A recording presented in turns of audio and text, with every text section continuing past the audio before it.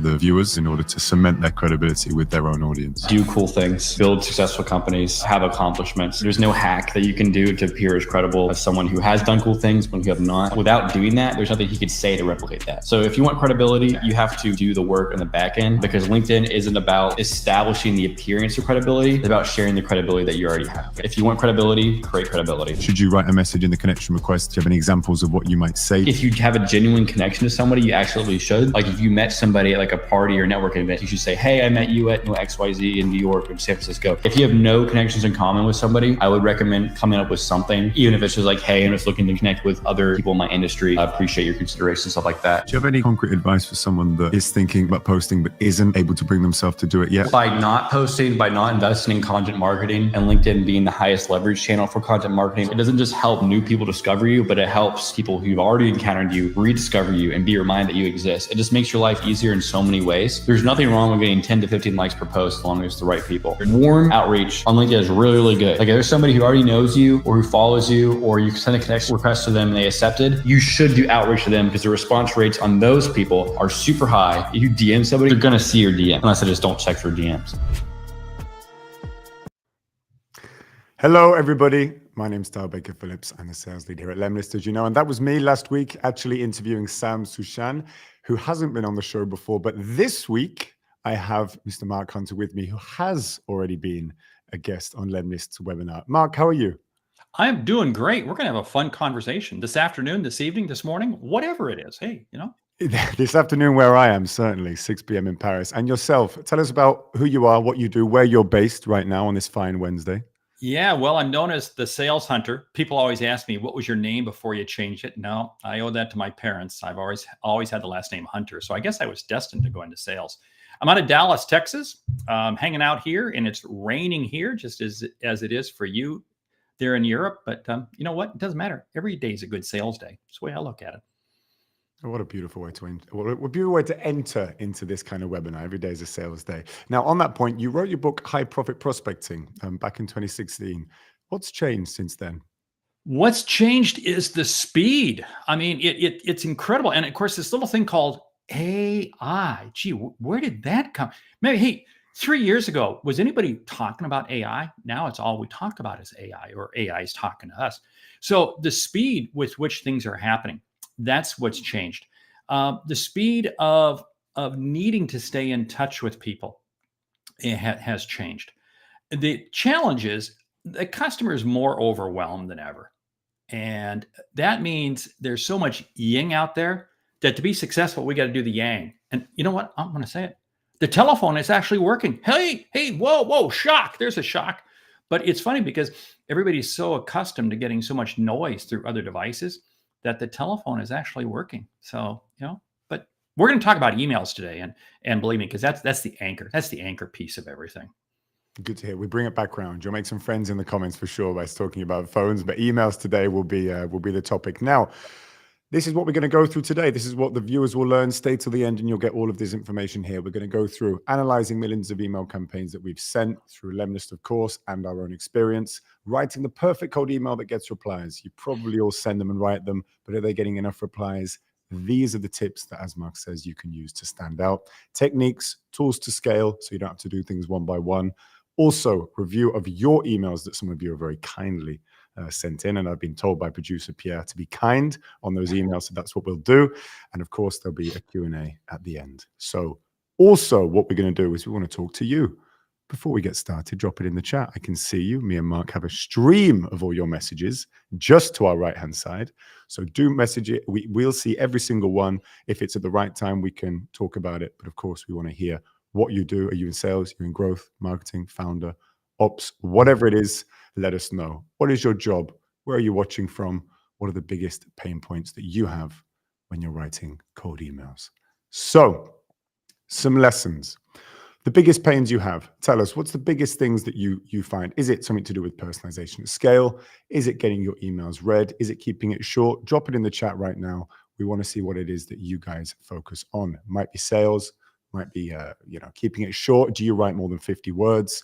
You probably shouldn't. You might have seen that 50 to 70 works. Offering value, how do you do that? let's take a look at what it is you guys are struggling with. Mark, what is it that you struggled with the most? We just whilst the audience are getting in some of their problems. Well, yes. The problem is, of course, how do you get an email responded to? That's always been the challenge. And the challenge is that we want to put too much into emails. I'll tell you what, I'm going to give you the first little piece of advice. If you can't read your email on your smart device with just one swipe, it's too long. It's too long. Hello, folks. I mean, I see people still sending out, uh, war and peace in a prospecting email. Excuse me, nobody's going to read that. If you can't read your prospecting email in one swipe, no more than one swipe, it's too long. Think about that one next time you write an email. So that's always been my challenge. How do you keep it brief? Now I think I've overcome that. Now it's how do you personalize it? How do you make it really, really personalized? Because again, yang, remember, AI is sending so much stuff out. And that's the yang. We got to do the yang. We got to get very personalized. A quick one. Would you recommend writing the emails on phones, or would you recommend doing it on your computer? Very quick one. Yeah, I write it first on my computer, but then I send it to my phone. I want to see how it looks. I can write faster on a keyboard than I can on my phone. But then I'm going to send it to my phone. I'm always going to send it to my phone first before I send out. And that is rule number one. Because otherwise you're going to get this longer. Okay, the vast majority of people read their email on a smart device. You better make it appeal to that, or it's a pretty dumb email. I think it's something like 80%. I think it's at least 88 out of 10. I think it's something like that. That was the one I saw anyway. Maybe it's changed in 2016 when you wrote your book, maybe not, but it's still probably likely going to be high. And then let's look at this. I mean, if your cold email doesn't provide any value, there is a high chance you won't get any replies. Seems simple, I know, but I mean, that's pretty much bringing it back to basics. No, Mark? It is bringing it back to basics, but I'll tell you what, I mean, just a few minutes ago, I received an email. This is a nutty follow-up email. Hello, Mark. I wanted to follow up to make sure you saw the email and it didn't wind up in your spam folder because I haven't heard from you. Excuse me. And all the person is doing is taking the same email that they sent me once, which was dumb, and sending it to me again saying, did you see it? Now you're calling out your dumb email twice. Does that make you double dumb? Excuse me. Every email we send out to people has to bring value, has to be dialed in on their industry, their world, their company, something of interest to them. And if you're not doing that, it is just because this person has sent me a very generic email. Hey, we've got lists of people all across North America. Who cares? Now, I might be interested in that, but you're not talking to me specifically enough yet. So forget it. I'm blowing the email off. You've got to get tight. You got to get tight. And you got to get tight right there in that subject line and the first 7 or 8 words in the email. Stop and think about this for a moment. If you don't create value in the subject line in the first 7 or 8 words, they're never going to read it. Why? Because remember, they're looking at it on their smart device and they're determining as to whether or not they want to open it up and read it. If it doesn't grab them, it's gone. Bye. Adios. And are there some things that you would say immediately jump out at you that are good sort of messaging pillars that you can rely on? Things that, that you always go to, like we have on the screen here? Yes, I'll tell you what, this is the anchor. You got to have a reason. What's the reason for it? I'm going to walk through all 5 of these. What's the reason? What's the timing? How do I customize it? What's the learning? And what's the legitimacy? Now, we can tie many of these together because here's the whole thing. Email's got to be short. The email has to be short. A good prospecting email is no more than 3 to 4 sentences. That's it. That's it. Remember, one swipe. So you can't. So I got to be able to tie this together. So I got to be able to take the reason and the timing, for instance, and pull that together. I got to be able to take the custom and the learning and pull that together. I got to create the legitimacy. So how do I do that? I create a subject line that's first geared to you and what is striking for you. For instance, I was making some calls this morning and then wasn't getting anybody. So guess what? I send out the email, and that's a strategy I always use. I love sending out emails, but I always follow it up with a phone call, or I'll send the phone call, or I'll do the phone call. Then I'll follow up with an email, because here's something I found. This again is another thing that has changed. We are living in a 3D world when it comes to how we prospect, how we sell. What do we mean by 3Ds? They got to see you in 3 different places. How many times have you had this situation? And that's why I love the opening video clip talking about LinkedIn, because people may see you on LinkedIn, but then they get an email from you, or they see something else, and maybe they see a video, or they maybe get a phone call, whatever.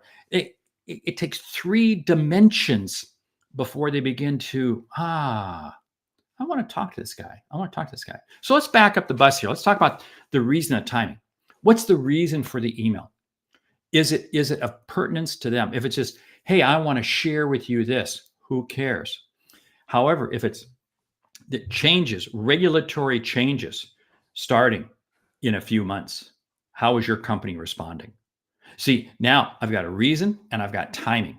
I've tailored in. I've also customized it because it's dealing with regulatory changes. There may be something happening in a particular industry.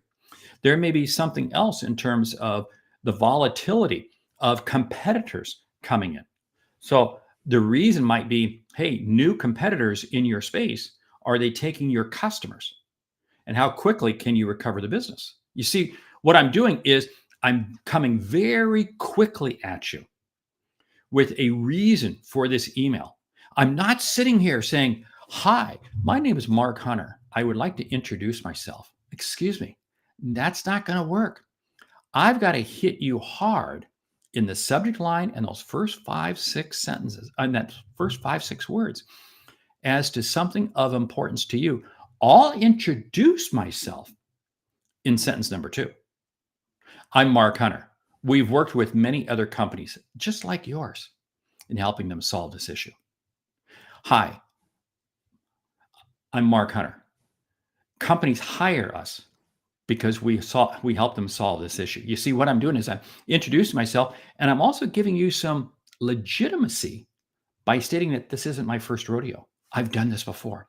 I've worked with other companies similar to yours. I love that. I kind of call that the confirming statement. So I introduce, and then that's it. I mean, it is so simple. And then I'm going to sit there, and my third sentence is going to be, hey, reach out to me. Let's talk. I'll share with you some insights. I may include my Calendly, link. I may not. It just depends on what it is. My rule of thumb is this. If I have not been talking to you, in other words, if we have not engaged, I am very hesitant to include any links. Why? Because you're not going to go there. You're not going to go there. And I don't want to create any potential links that could cause an email to go to spam or to get blocked or something like that. So I keep it just, if you and I haven't touched base, if you and I haven't talked, I keep it pure text. Reach out to me. Let's talk. Happy to share this with you. My phone number. And then I leave my phone number. Now, I know that off of that first email, you're not going to respond. I get that. But you know what I'm going to do? I'm going to follow that up minimally, no later than the next day with a phone call. I get it. Goes to voicemail. So guess what? I'm going to come back and I'm going to repeat the process. I'm going to repeat the process, but with a different message. I don't do like this person did to me just an hour ago, where they literally sent me back the same email. Hey, it takes time. But you know what's interesting? If you're prospecting in a very tight industry, if you know your ICP, your ideal customer profile, and you're just prospecting in this industry or this industry, you can craft. And I've got them myself, for instance. I've got half a dozen emails that I can literally pull up, switch a few words around, and send it. Boom, gone. And it's personalized. Yes, it doesn't take long to follow the 5 pillars of a good email message. And that sounds very promising, because what we're going to do is we're going to look at exactly how you can start to create those sort of steps that you said, started from the subject line all the way down from the first 5, 6, 7, 8 words that you see on your mobile, all the way through to the CTA and the phone number, which is likely in your email signature, Mark. So let's look at that. Let me ask you, where do we start? We start with the subject line.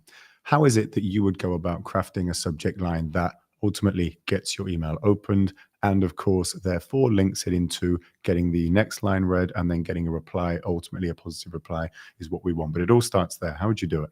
Yes, I love what you have right up there on the screen. No emojis. Keep those out. They don't belong there. I'm going to keep it short. I'm going to make it, am I going to make it uppercase? No, I'm not, because that's screaming. I'm going to capitalize the first letter of each word just because that's kind of what that's just email culture, right? Personalized or not, I'm going to personalize it wherever possible.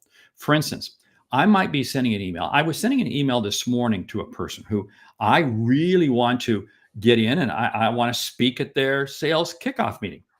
And I was sending a note to their VP of sales. And the note started off by 2025 competitive changes. Will you be ready? Because their industry is going through a lot of issues because of competitive. So that's my subject line. My first, and it's very, very tight. Now, on a smart device, they may not even see that full subject line, but they're going to see 2025 competitives. Okay, yeah. Okay. I think I kind of want to see what those first 5 or 6 words are. That's where the subject line and that first sentence have to dovetail together. Now, don't waste valuable space by repeating what's in the subject line in your first sentence. Don't. That you just wasted space. What I want to do is I want to build on it. So that first sentence said, competitive changes are taking volume from a lot of customers. And the second sentence, and I don't want to read the whole thing because it's a little bit proprietary. How equipped is your sales force for handling these?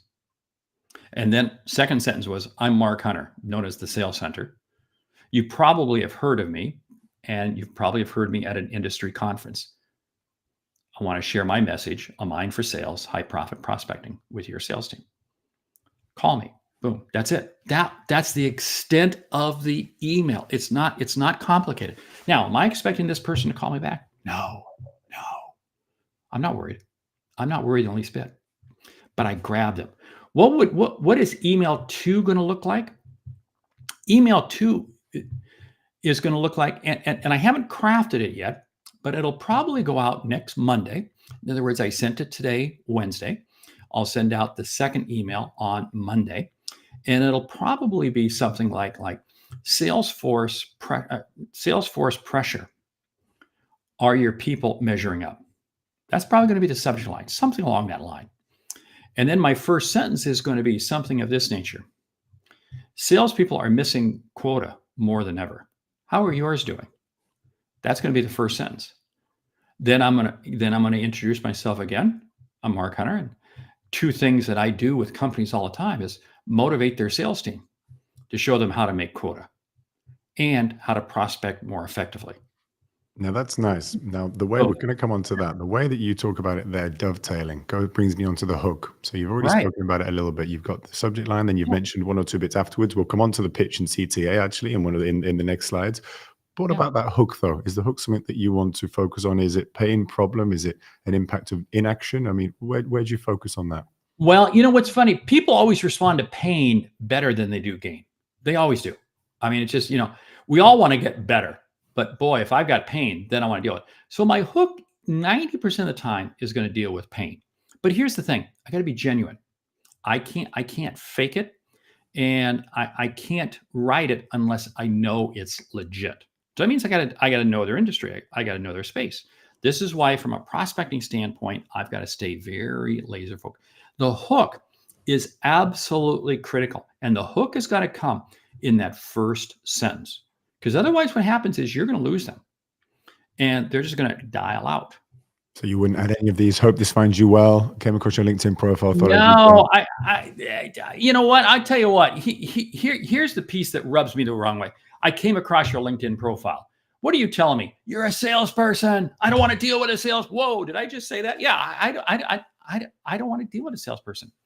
Now, I may say that further down, but I don't even like doing that. Why? Because now it makes it seem like you were just a random shot for my email.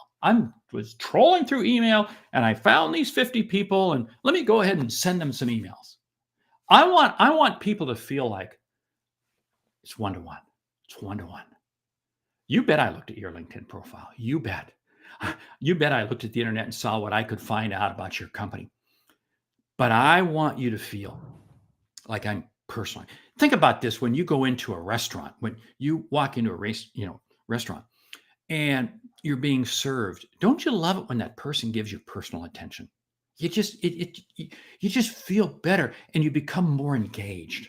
Mm. That's why I love that. Now, our company offers all kinds of inbound and outbound sales coaching. That could be a great hook, but how I would write that is I'm going to preface that by saying, hey, I'm Mark Hunter, Sales Hunter. And one of the things I love to do is we work with companies like yours in terms of helping them with inbound and outbound sales coaching. What does that do? That links me in more to the delivery of what we do. Now, I'm not going to be the one that's going to deliver it. I totally get that. Totally get that. But what it does is it creates, hey, this person actually knows what's going on. That's what's key. That's what's key. Yeah. Hey, you pulled up the pitch thing here. I want to jump right in this one because this is Go so ahead. key. Yeah. Did you know that 4 out of 5 businesses only used 30% of their whoa, yes, that's right. See, what I like about the pitch is that what I'm doing is I'm giving you an affirming statement. You may have had this itch, I think I got this problem, but now what you did was you called it out, and you called it out in a manner that's safe, because that's the way the customer doesn't feel like they're the only one who has this issue. Think about this. If you don't know somebody and you're reaching out to them and you are coming at them saying, this is you and you alone have this problem. Whoa, hold on. But I may have this problem. But if you come to me and you say, hey, others just like you dealing with the same issue, there's a relief. And that's what we do. We help companies just like yours deal with this. You see how I'm linking this all together? Absolutely. Man, and it just, now what I'm doing is I'm crafting a message that is very personalized. It just, it reads like a conversation, which is really what I'm trying to do. I'm trying to just have a conversation with you. And avoid sounding salesy in any aspect. Yeah. Because it emotionally plays to you. Because remember, this AI thing out there, the yin, we got to do the yang. See, this is where we as salespeople, it's never been a better time for us to be in sales. Never been a better time. The world is crying out for us. Now, what's interesting is I can send out many, many emails like this in a given day, but each one comes across personal.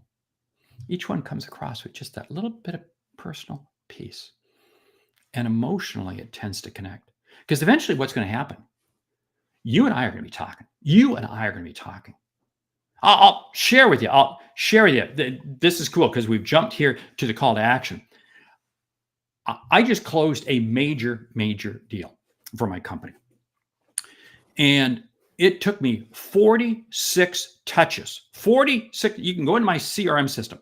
46 touches to get them to say yes over a period of about 18 months.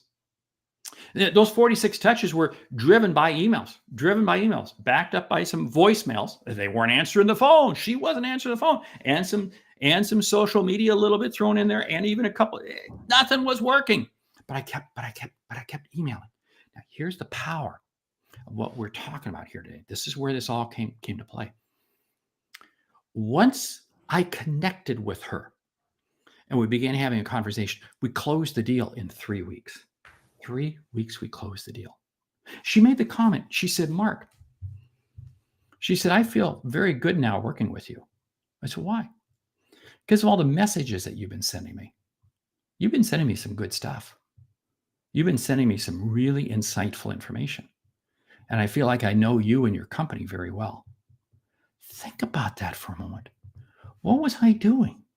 I was selling, but I was establishing a relationship when I didn't even know it.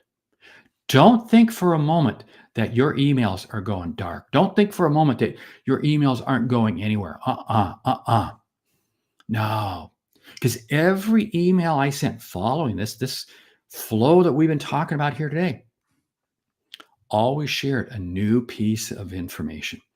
Always shared. Yeah. And do you have in the CTA, do you have a specific way that you write them to make sure that they're sort of clear and effective in terms of getting people to respond and getting people to actually engage? Because sometimes CTAs can sort of go this way, go that way. Is there a way that you have to make them nice and clear and effective so that they know the person who receives your email knows what you want and knows how to kind of engage with you and maybe book that meeting?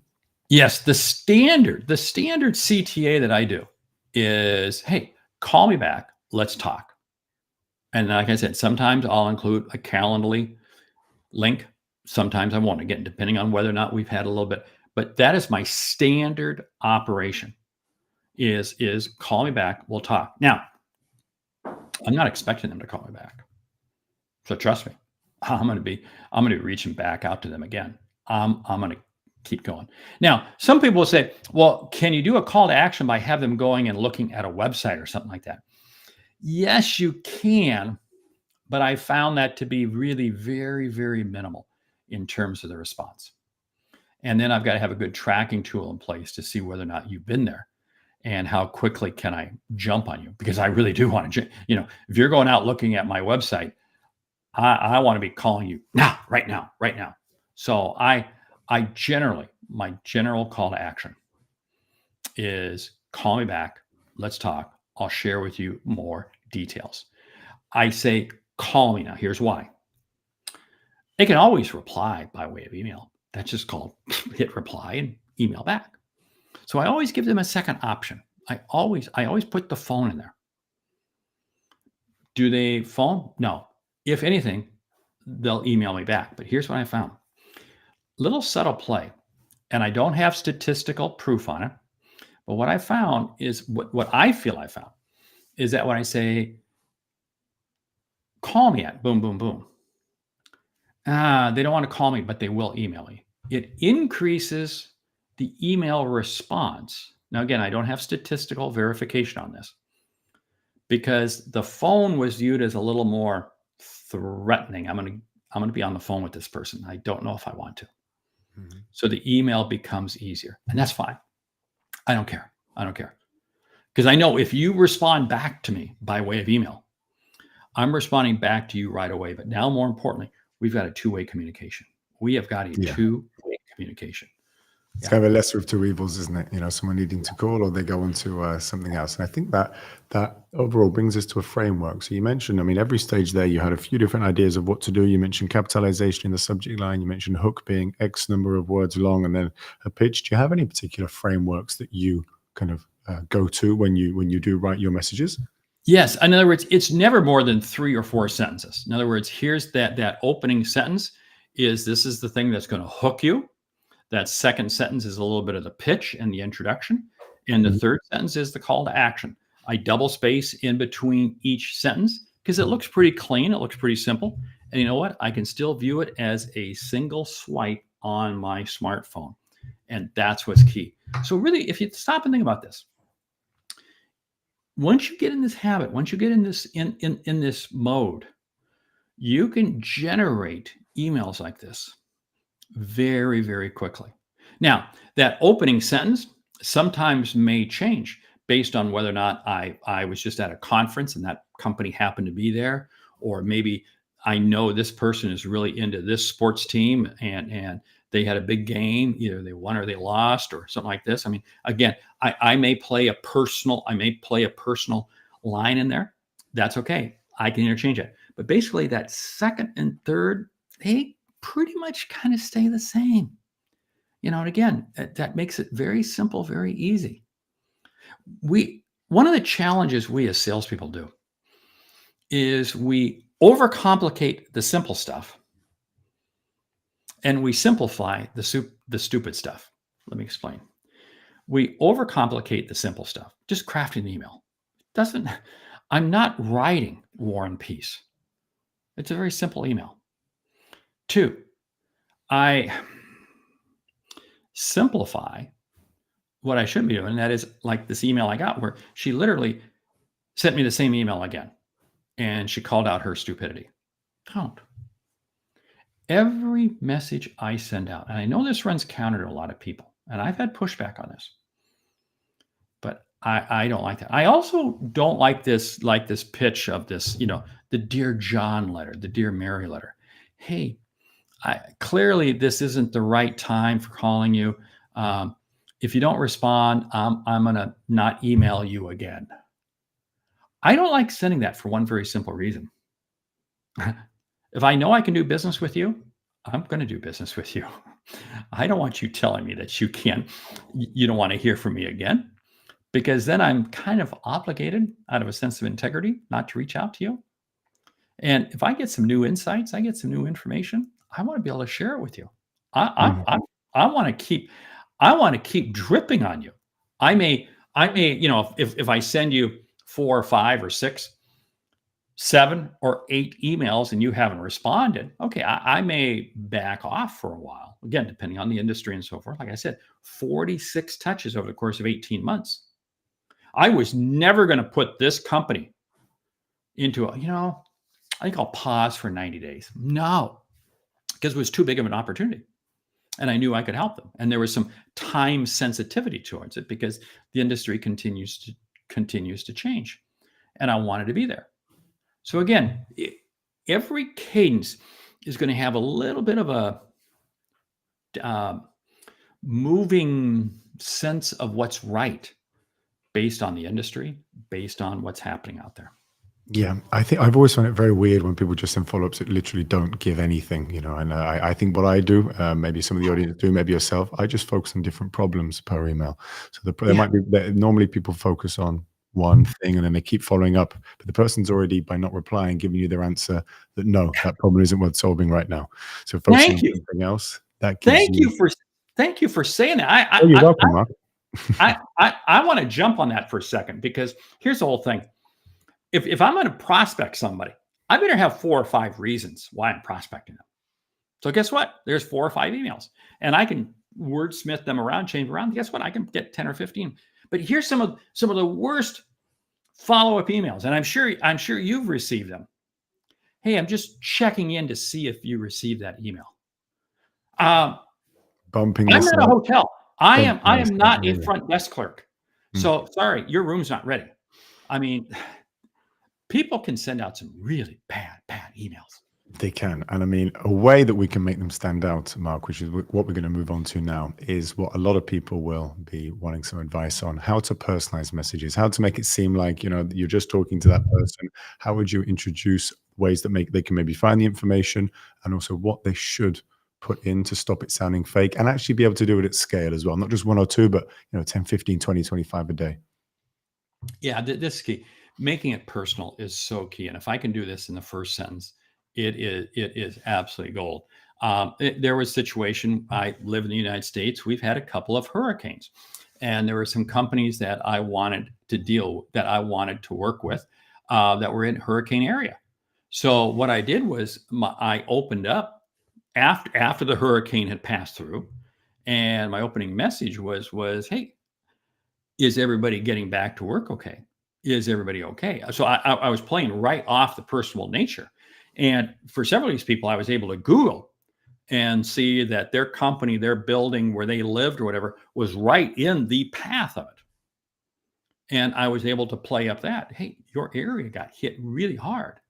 How are you doing in terms of recovery? Do you have power back? Do you have water?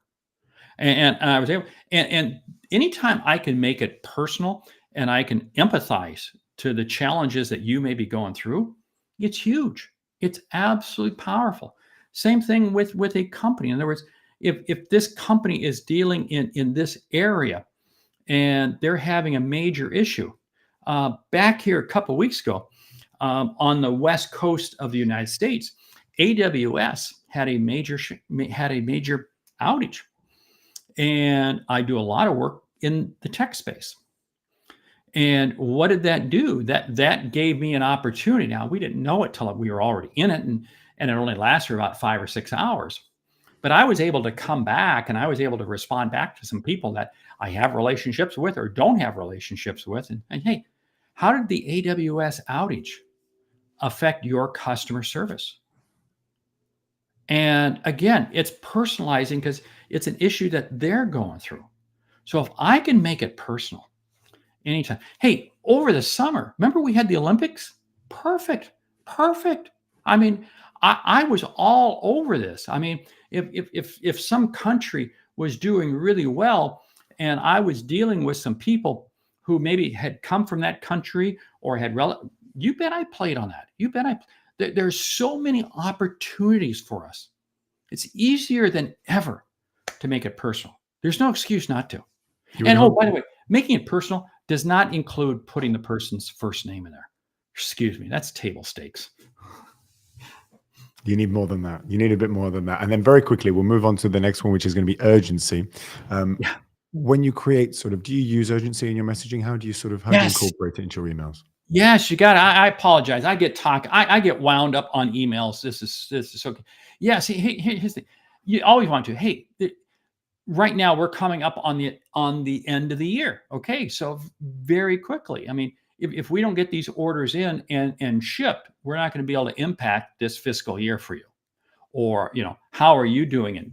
You may be dealing with a company that is having a real difficult time making their earnings. I can play that out. I'm gonna play urgency wherever possible. Here's the whole thing, though: don't blow smoke. And if it is urgent, I had some. Well, we have limited supply left. Better order now. That better be truthful. It better be truly limited supply, because otherwise you are blowing smoke, and people will catch on. Urgency must always be done with integrity. Just keep that in mind. I think that's a nice little catchphrase. Now, what about how long do you make your emails? Because I mentioned earlier 50 to 70. We talked a lot about what to put in it, but there's only so much kind of real estate. You mentioned making it mobile friendly. What's your length? Yeah, it's 3 to 4 sentences. So it's like that 50 words. I mean, that's it. I mean, if you think about it, it's maybe 15 words a sentence, and if it's 3 sentences, that's 45 words. Maybe I throw in a 4th sentence. It's 60 words. It really is, and again, I love the fact that you call it out there. Make it mobile friendly. It has to be mobile friendly, because if it isn't, you are losing out on huge, massive opportunities. Mm-hmm. And I mean, again, because so many people read it on their mobile, of course, it has to be friendly like that. I mean, people forget that one. A lot of people ask me, and that's something that I think the length of your sentences as well is a good key to help people skim it, read it, and then actually digest it, as opposed to just skipping it and putting it in the bin. Trust and social proof. So there you go. There's something else that you need to put in the emails. How do you integrate case studies, testimonials, without just saying we work with Tesla, Amazon, and Apple? How is there a way that you build it into your messages? Is there a type of case study that you might put in? Yes, here's what I tell companies: if you've got a tremendous amount of great LinkedIn reviews or Google reviews, something like that, hey, go check out, boom, and see for yourself. See for yourself the number of people who have liked what we've done. I love calling out, and it goes right into that second sentence. Hey, I'm Mark Hunter, and work with companies just like yours. You can go out to Google reviews or wherever. Send them to a site and check for yourself. Great way to put it in there. You know what I find? Very few people actually go there. Very few people actually go there until they get much more serious in doing business with you. That's okay. That's fine. But it gave you a tremendous amount of social proof.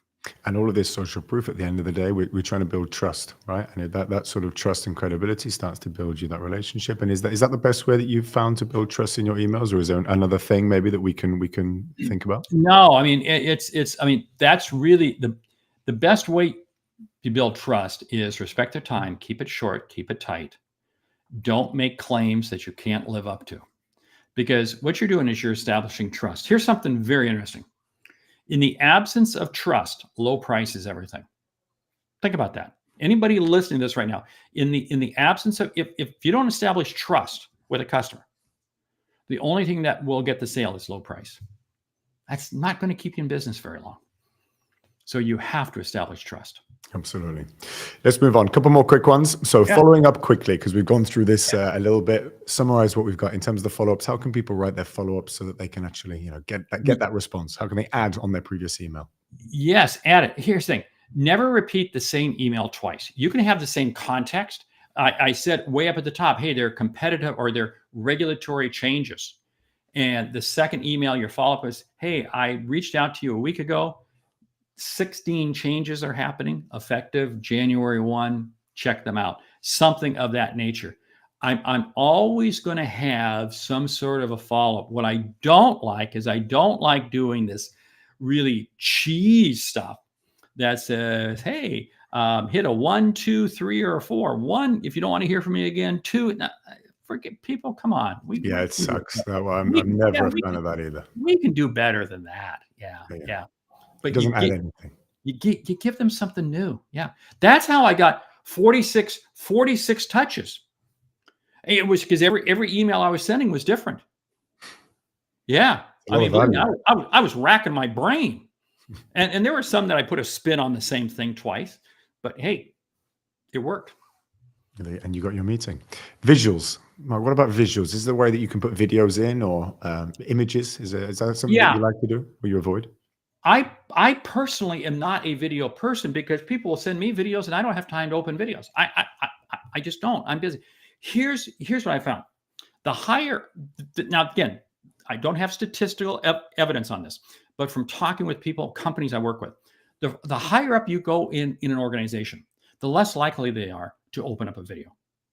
So in other words, if I'm prospecting CEOs and so forth, they're not going to open up video. Lower level people, yes, they will. So those can be very, very good, but you got to keep them short, got to keep them tight. Now, they don't have to be perfect. No, but it's you. This is a way that you emotionally can come through. Should I include visuals? I love including visuals once I've established a little bit of a connection with you. Mm-hmm. In other words, because I can't afford the spam, I can't afford. Now, if I've emailed you half a dozen times and you're still not responding, okay, I'll go ahead and send out a visual. I'll send out a visual with, hey, take a look at this ebook, take a look at this infographic, something of that nature. But I don't like starting off with that because, again, I'm just fearful of having things get caught up in spam or junk mail. And again, remember, this all depends on who you're sending it to.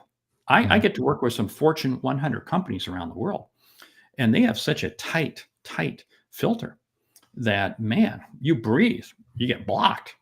So, Yeah, I've seen that, especially with people in the prospects in the US as well. In the US and also Northern Europe and DACH region in particular, they have some really, really tight data quality, GDPR, and really good firewalls, essentially, like what you mentioned. But it comes down to piquing readers' curiosity and also adding a bit of fun. Do you incorporate any humor as well in your messages? Can it be even a meme with the extreme version? But is there any way that you do a bit of that? Occasionally, I will, if I've gone quite a bit through the cycle. And then it's just like, you know what? I don't have anything to lose. I don't have anything to lose. I might as well go for it. I don't typically, and I advise my clients I work with, not to start off with it because you don't know how the other person's going to respond. And again, are we running a comedy club or are we trying to sell? I'm trying to sell. So I'm going to do that first. Then after I begin developing a relationship, if I've got an email that we've been going back and forth 2 or 3 times and you like this team or something like that, and you had a good win or something like that, I'm going to probably send in a kind of a neat emoji to it. Or you had a stinking loss. I had just saying that when Argentina won the World Cup, I did a really kind of crappy, I wonder if you're as much of a fan of writing good emails or incorporating AI as much as you are Messi scoring a penalty in the semifinal. And the guy responded within, I think it was the same minute. And he said, man, how do you do emails like that? Because, okay, I got it. It was fun. I want to be able to do that to all my guys. So sometimes it does work, but it's a big gimmicky. And almost I found when you do that humor like that, it's almost just because it's in the moment. It's like suddenly you get this, wow, that's a great line. I got to go ahead and use it. Or Yeah. And, Yeah. but Just comes to you, doesn't it? And you sort of like, oh, I'll send it. And sometimes it immediately breaks all the, breaks this, a yeah, pattern break, we call it.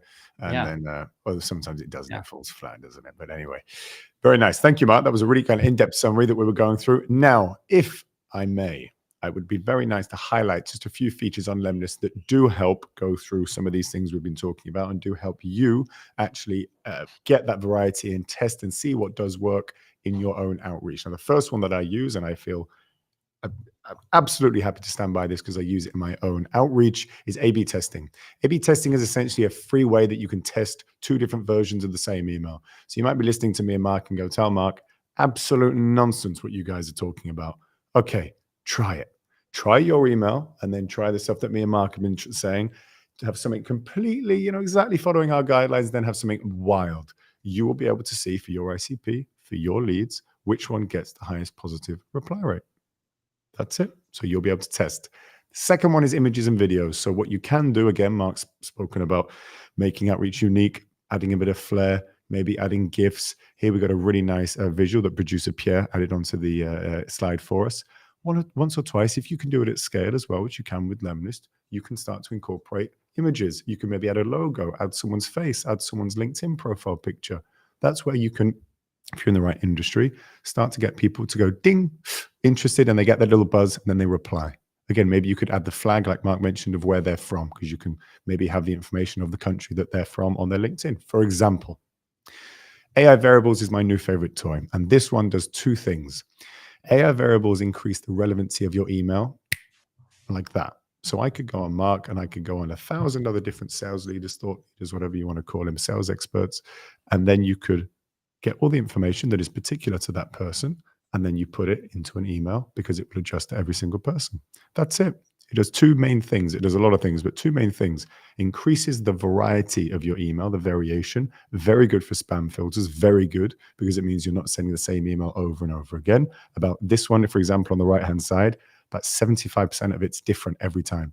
So you're telling Gmail, for example, that you are not sending the same crap out every single time. You're changing it. And then to every single person, it sends a unique message relevant to them. So that's how I'm using Lemnis today, Mark. What do you think of those? Any sort of thoughts on that? I love it. See, these are the tools that help you speed things up and yet still be personable. That's the value of what you bring to the party. Yeah, I mean, this is outstanding. Yeah. I couldn't do it. The ones that I couldn't do it without, and whenever someone asks me, how do I improve this? If they don't have A/B testing, they don't use AI variables, I can maybe live without the images, but in particular industry and videos, it can really pack a punch. Also, what we do, I mean, again, in Lemnis, what you have is you have the LinkedIn side of things. We'll talk about that another time, but that does really, voice notes as well, really intrigue me. I've never got a voice note I haven't opened. What have you? Does that pique your interest when you receive a I voice note? yeah, I mean, now most voicemails get converted to text. So if you think about it, I mean, I rarely listen to a voicemail anymore. And that's tragedy because you get to, when you leave a voicemail, your voice comes through, your emotions, you're a little more personalized. Now it just comes through as a text. But I'd have to say, you better make sure that you're leaving a good voicemail because Yeah, you're leaving a lousy voicemail, it's going to be a lousy text message. Just saying. completely. It's like Slack. I don't know if you use Slack, but LinkedIn will soon do it, I'm sure. But it will Yes. take the audio, it will AI transcribe it. So people like yourself that maybe don't have time for it, and a lot of people can't be bothered anyway, they will just go ahead and not do it. Mark, we're going to move on. Campaign review. We're going to take a look at some of these cold emails, review some different ones sent by our audience, and we're going to mention the first things that come to mind when you read this email. So give us your initial insight, Mark, when you take a look at this email here from Alan. Oh, the one on the left. I trust you're doing well. That just says sales. Delete. I am not gonna read that one. The second one I am gonna read because it's just checking back. So okay, wait a minute, checking back. Okay, I gotta find what was it that you're checking back on? So I'm gonna read the second one. That first one, it's not even gonna get. I'm not gonna. It's gone. Gone. Yeah, it is gone. I mean, even the length as well. I mean, the size of that one as well. The first Yeah. paragraph is too big. This one here by Mike Paul. I love this one. I love this one because again, it's asking me, yes, I'm going to read this one. This is good. Nice job. Nice job, Perfect. Paul. Very nice. Mr. Paul, Mike Yeah. Paul, he'll be happy with that. He's a good friend. Third one from Juiced. What's your initial thoughts here?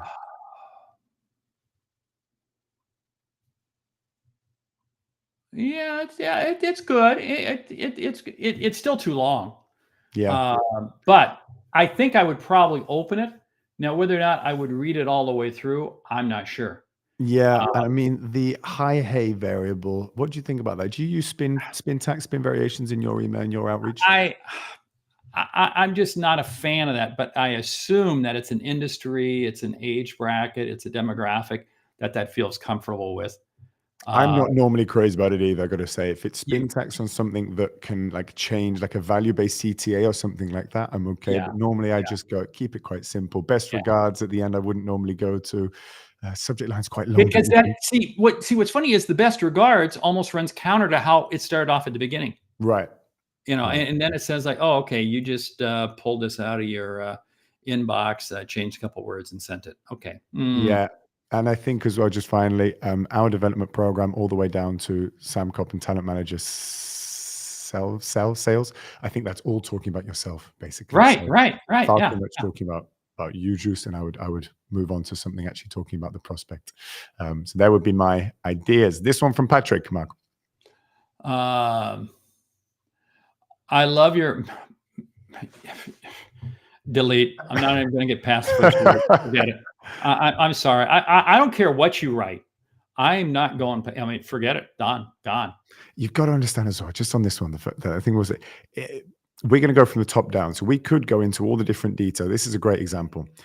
If your intro line and subject line suck, or don't grab attention, or hit that big X trigger there, which made Mark go, oh, that you're done. The person won't even bother to read the rest. And if you say, I know your inbox is packed, so I'll be brief. By definition of writing that, you are not doing that. So the person is already like, no, this is not the one.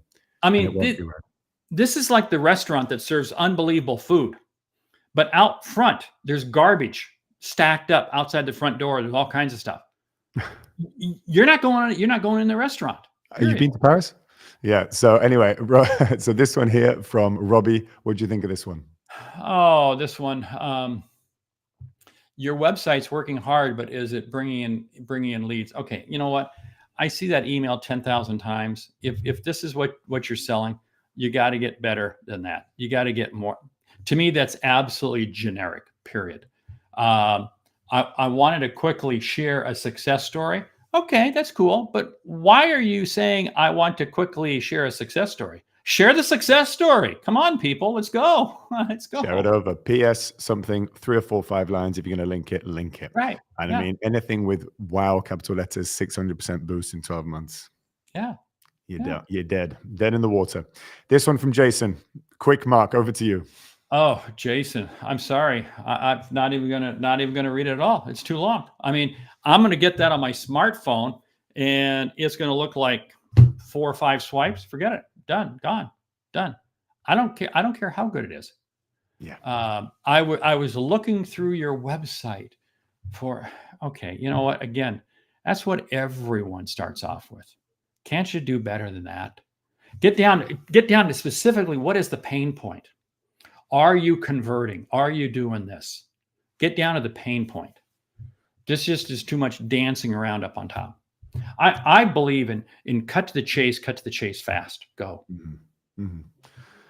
Q&A. Thank you, Mark. That was short and sweet. Now Q&A. Those were fun. That was fun. They're fun. Do you know what? Producer Pierre, he always brings some really interesting insights into it. And again, one other thing to caveat, it's so good to actually go through these to understand what people really think. Often you don't get the real feedback that you need on the emails. Sometimes you just need people's first reaction. Question from Axel, Mark. Is it possible to A/B a LinkedIn message on LinkedIn as well with Lemlist? Okay, that one's for me. So not over to you, Mark. The answer is yes. So what you can do now is when you A/B an email, so Mark's mentioned about touch point over the phone, maybe touch point on email, touch point on LinkedIn, you can A/B test a LinkedIn message. You can A/B test a LinkedIn connection request. All you have to do is create a campaign in Lemlist, A/B test the email, add an automated LinkedIn step, and then you can A/B test that as well. So if I prospect 1,000 people, I can see which of my messages works best. And it's all that I only have to do it once. I just pass the leads through. Mark, some questions for you. Can you share the most memorable sales win that you've had with me and the Y- audience, please? the one that stands out is this one I just closed about 2 months ago, where it was 46 touches, 18 months. I mean, that was a huge, piece. Um, Great I- story too. it's hard to top. Yeah. Two, can you share a sales technique that you think is underrated? It's follow up, follow up, follow up, follow up. I mean, the sale is closed in the follow up. We give up way too easily, period. Yeah. Yeah. How many would you Um, recommend sending? Have you seen any optimized sort of campaigns with 10 yeah. or In other 12, words, it, 15? it, it may be that you're going to optimize, and every 4 or 5 days, you're going to send another email. You're going to add that with a phone call. You're going to keep that cadence going. I always say, in whatever cadence I do, I'll typically I'll either do a 4-day cadence or a 6-day cadence. Why? Because it means the next message is going out on a different day of the week. In other words, 4 business days or 6 business days. If I send it first on a Thursday and I'm doing a 4-day, then it's going to be the following Wednesday. Then it's the following Tuesday. And it's the following Monday. If Right. I'm sending it once in the morning, I'm sending it in the afternoon. I'm doing the same thing with my follow-up phone calls. Period. Mhm. But you gotta stay in the game. Yeah, then Don't you have the think for a weekend. moment. Don't think for a moment that the customer isn't interested in you. Until you've had a conversation with them, you don't know they're not interested. My whole definition of sales is helping others see and achieve what they didn't think was possible. Let the One quick audience thing. One quick chew on thing that. on that, because I'm Yeah. interested there, because I normally go with shorter campaigns, and then I normally go with, like you said, the problem approach, different things. What about if you were to get to the stage where you would annoy some people? 'Cause some people always get annoyed, no matter how good your email, how Yeah. good whatever, and they were to manually mark you as spam. If you go to that 10, 15, maybe 20 follow-up marks, do you Yeah. ever have that feedback where you've Yeah. been marked as spam or Th- manually like that? Then I'm going to stop. I may stop for 45 or 60 days, but I'm going to come back in. But here's what I found. Think about this. I sent probably 30 emails to this one person. Every email I sent had value. Every email. You are not annoying people if you are bringing them value, if you're bringing them insights, if you're sharing with them information, if you're helping them do their job better. Because my whole belief is this: if I know I can help you, I have an obligation to reach out to you. That is powerful. If I know I can help you, I have an obligation to reach out to you. And if I don't reach out to you, I'm doing you a disservice and I'm doing me a disservice. Hmm. So stay in the game. Stay in the game. Now, a Hey, question from the chat here. yeah, Sorry, Mark. Just a yeah. question from the chat here to go to. From Sarah. I feel that cold calling is a bit aggressive nowadays. What do you think? No, I don't think it's a bit aggressive at all if you're bringing value. And what I'm doing is I'm doing my cold calling, and I don't call it cold calling. I call it warm calling because I'm just not calling random phone numbers. These are people who I know are in my ICP, my ideal customer profile. I know I can help them. I probably know something about them. I've done a little bit of research on them, and I've got them in an email campaign. So it's email, telephone, email, telephone, email, telephone. So no, I don't feel it's aggressive at all. Period. Yeah. Mhm. Interesting. Now, you might have done some prospection abroad, Mark. Is there a way that Yes. you would change the way you write emails to French clients or Europeans rather than the way that you would write to the clients in the US? Yeah, I know. We here in the US can be a little bit blunt. I get it. I get it. So you're right. If I'm dealing with European clients, and I have a lot of European clients, I have to go with a little softer touch, and I got to be respectful of all the GDPR. I got to be respectful of all of the rules and regulations. Here in the US, it's a little bit of the Wild West, and we can get away with it. So I change, I soften. My cadence becomes a little more spread out. I don't go in your face as much, but I still do it. I still go. Yeah. Yeah, I would say very quickly as well for myself, it comes down to just, again, providing value, solving problems is the easy answer. But then you will Yeah. get away with in European countries, except for Denmark, where it's illegal. And DACH is extremely difficult with emails as well, and GDPR and data. So be very careful, like putting your opt-out link. And then most countries, Latin America in particular, you can write much more. Spanish emails can be much longer. Portuguese emails can be much longer. It will get read, and they are much, actually, I would say, nicer. People Well, are much and more accepting. Yeah. because of the Spanish language, right. I mean, again, cultures are different. So you have to respect the culture. Yeah. Absolutely. Mark, we've gone over time. Oh, no, we haven't gone over time. We're 10 seconds still, but I mean, we're going to go over time. It's been an absolute pleasure. Can I ask you to tell the audience where they can find you and anything special you'd like to promote? Hey, anything special, just go out to my website, thesaleshunter.com. And you can follow me on LinkedIn. I'm all over LinkedIn. We put stuff out there every day. Got podcasts, 2 podcasts, the Sales Hunter podcast and Sales Logic podcast. If you can't find me, you're not looking. How's that sound? Yeah, in fact, we could even, producer Pierre can perhaps even put the link into the chat for everyone to go to it. Now, what we're going to do is we will send the slides and send the replay by email of this if you've enjoyed it. Obviously, Mark's been excellent. I've really enjoyed speaking to you, Mark. The next episode will be called The Smart Way to Upsell. So perhaps any customer support, any CAMs watching, increase value without the pushy tactics. So if you are curious about how to boost your sales without any of the hard sells, the answer will come on Wednesday, November the 13th with Victor Antonio. And it'll be the same. Good friend of mine. We talk all the time. In fact, we're sharing the stage next week together. So, amazing. Amazing. There you go. You're sharing Lemlist webinar and you're sharing the stage together as well. I'm just his opening act. What can I say? Yeah, he's the headliner. You're the opener. Wow, but great. It's been an absolute pleasure, Mark. I've really enjoyed speaking to you, and I think you've brought a lot of value for our audience. Thank you so much, and I'll see you around soon. Thank you. Best of luck. Thank you.